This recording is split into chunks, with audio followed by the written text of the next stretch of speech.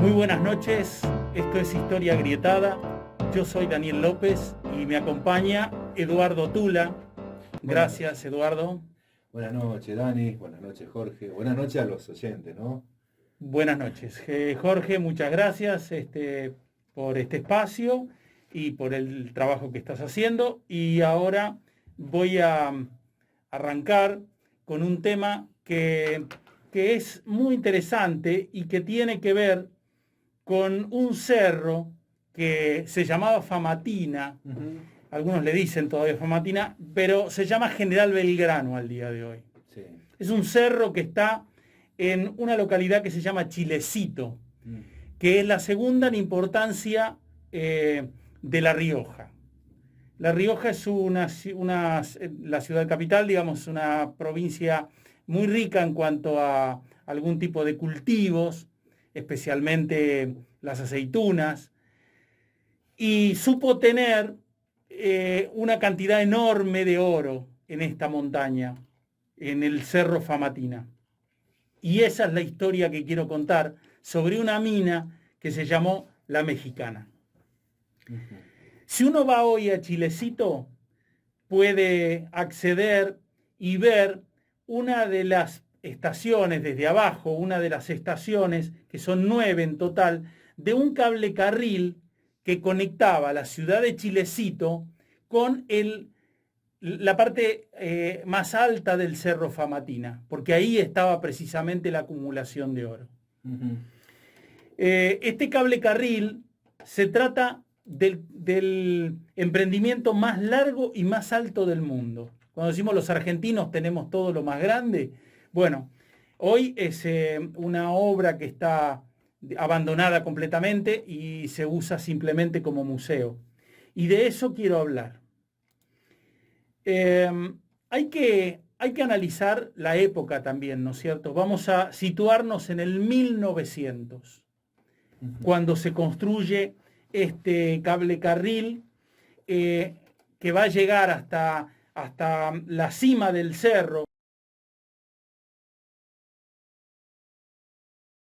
Por ejemplo, ya sabían de la existencia de esos metales.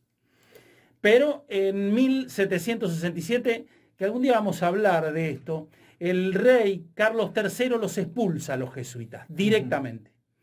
Y entonces los pobladores resguardan como pueden esas minas para que no les lleven el oro, ¿no es cierto?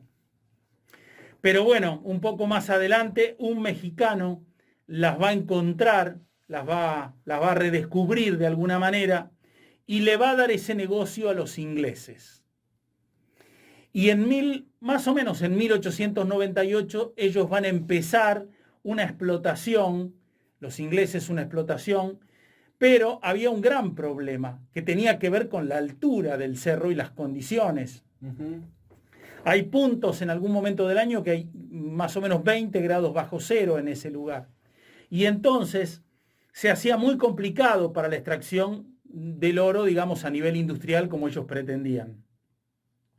Entonces hicieron unas tratativas con el gobierno de Roca y ahí el Congreso rápidamente se apuró a aprobar una licitación que fue en 1901, poquito tiempo después, para la construcción, para licitar primero y construir este cable carril que va a ser movido para la época con vapor generado por leña. La empresa, se presentaron 5 empresas a licitaciones y la empresa que lo ganó fue una alemana. Se llamó Bleichert, la alemana, Bleichert & Co. Y el cable carril, que costó más de 200.000 pesos moneda oro para la época, que lo pagó el Estado, fue construido en apenas 18 meses. Bueno, el cable carril fue inaugurado en 1904, esta mega empresa, digamos, para ese lugar, ¿no es cierto? Hay que imaginar en esa época hacer este cable carril, unos 36 kilómetros, pero con 3.000 metros de diferencia, digamos. Digo por la tracción, por la fuerza, porque no era un cable carril que era simplemente un carrito que iba y venía, sino un carrito que iba a ir cargado con unas 500 toneladas más o menos. Y después tenía que trasladar a los obreros y tenía que trasladar todos los elementos para la mina. Fue inaugurado en 1904. Lo inaugura Roca y va a ser puesto en marcha el 1 de enero de 1905. Bueno, acá voy a decir algo que hay que leerlo muy bien, ¿no es cierto? El 6% del metal que bajaba se quedaba en una estación que se llama Santa Florentina. Le dicen el durazno, porque ahí hay un río y tiene color, el agua es color como aduraznada. Claro. Esa estación Santa Florentina recibía el 6% más o menos del metal que se procesaba ahí. Tenían los hornos para procesar ahí ese metal. Y quiero que escuchen este detalle. El 6% de ese producido pagaba la totalidad de los gastos del funcionamiento de la mina. El 6%. Madera, era, digamos, una ganancia tremenda lo que estaban extrayendo y llevándose. Cada uno saque su cuenta, ¿no? Claro. Solo el 6% alcanzaba para todos los gastos necesarios. En 1914 estalla la Primera Guerra Mundial y Inglaterra se va a retirar, digamos, de la mina, porque por otro lado la mina ya estaba prácticamente agotada, digamos, las dos vetas grandes que tenían, ya las habían agotado. La agotan rápido, en pocos años, digamos. Sí. Y casi no alcanza una década. Claro. Se agotó, digamos, lo que es el oro grueso, ¿no es cierto? Sí, que se puede sacar. Ahora después voy a explicar algo con respecto al oro, que va a tener que ver después con todas las disputas que vinieron. Pero el oro que se saca así, en gran medida, fácilmente, lograron hasta 1914, ya digo, 9 años, en exterminarlo. Y se lo llevaron. Después la mina cambió de manos, estuvo en algunas otras manos y funcionó, pero ya con menores ratings, digamos, de logros, hasta 1926. Bueno, después del tiempo, en 1982, la estructura fue declarada Monumento Histórico Nacional. Es decir, que al fin y al cabo nosotros la pagamos, ¿no es cierto? Sí. Y ahí nos quedó. Hoy sirve como para que el que va de vacaciones pueda sacarse una foto. Si buscan fotos en internet van a ver lo que es impresionante. Se ven, está la estación 1, es la que está abajo de todo. Se pueden ver las estructuras, incluso de las maquinarias también. Y si van con un guía pueden recorrer los diferentes senderos, todas las estaciones, porque hoy es un circuito turístico, ¿no es cierto? Pero no está en funcionamiento. No está en funcionamiento. No, le pusieron en funcionamiento, por el 90 y pico pusieron en funcionamiento, a expensas de algunos que querían hacer un turismo, digamos, un poco más alegre, claro. Y resulta que se cayeron unos carros y se murieron 2 muchachos. Y a partir de ahí el proyecto no prosperó demasiado, ¿no? Hace un tiempo atrás, algunas empresas mineras que hoy operan en el país, hay que decir que hay muchas extracciones en el país de oro actualmente, están generalmente hechas por una empresa canadiense que se llama la Barrick Gold. A lo mejor escucharon ese nombre alguna vez. La Barrick, que es una empresa canadiense, extrae el oro, pero ya no, digamos, ese oro, porque ya no está esas vetas de oro, sino que el oro está diseminado en pequeñas partículas en la montaña. Y entonces, para poder extraerlo, lo que hay que hacer es pulverizar la totalidad de ese material y luego mezclarlo con cianuro, con una disolución de agua de cianuro. Entonces el cianuro disuelve el oro y luego con agua se hace una especie de lavado y el oro, que es más pesado, se va abajo. ¿Entienden? Sí. Pero ¿cuál es el problema que tiene? Primero, el uso del cianuro, que ellos aseguran que el cianuro es recuperable en su totalidad. Pero bueno, cada tanto hay una fuga y se hace un desastre en el pueblo. Y el otro problema es el agua. Necesitan más o menos unos 1000 metros cúbicos de agua por día para la extracción, para el funcionamiento, digamos, de la mina normal. 1000 metros cúbicos de agua y 750 es el caudal que tiene el pueblo. Entonces, se consumen más de lo que el pueblo entonces puede. El pueblo, bajo este argumento tan sólido, digamos, se puso, digamos, a la cabeza de las manifestaciones y lograron que definitivamente fueran expulsados 4 intentos que hubo de establecerse en la región para hacer esta mega minería. Ahí no es solo el único lugar, hay un montón de lugares que han sido explotados en el país y hoy son prácticamente pueblos turísticos o que tienen un pequeño asentamiento de vida, porque lo más importante que tenían se sacó de un saque, digamos, de alguna manera. Uh-huh. Por ejemplo, en San Luis tenés la mina La Carolina, que yo la conozco personalmente, en el sentido de haber entrado incluso a la mina. Uh-huh. Y por ejemplo, las minas de Concarán, también en San Luis. Ahí era el tuxteno lo que buscaban. Pero digo, esa expoliación, digamos, ¿no es cierto?, de los metales que termina después dejando una ciudad que no tiene otro recurso porque ese era el único que tenía a lo mejor. Entonces yo ahora como fin, digamos, de esta charla, lo que quiero decir es que no es exagerado decir que mucha de la bonanza que tienen otros países, especialmente europeos, tiene que ver con el producto que había en estas tierras. Uh-huh. Y no solo en estas, ¿no es cierto? Podríamos citar el continente africano, digamos, hay muchos lugares donde esa mano hábil sacó prácticamente todo lo que había. Hoy hay minerías que se siguen explotando en el sur, quiero aclararlo, en el sur y en el cordón de Catamarca, por ejemplo, la Lumbrera. Uh-huh. Y bueno, nada. Sí, desde la experiencia personal, por ahí yo tengo un primo que vive en Catamarca, nacido, criado en Catamarca, y él trabaja para una minera y tiene que trasladar gente desde Catamarca hacia el sur. O sea, va y viene, hace ese trabajo y trabaja un tiempo en el sur y vuelve a Catamarca y trabaja en los talleres en Catamarca y vuelve una semana, o un mes y 15 días. Está trabajando de esa manera. Pero lo que me trae esto de lo que vos decías, ¿no?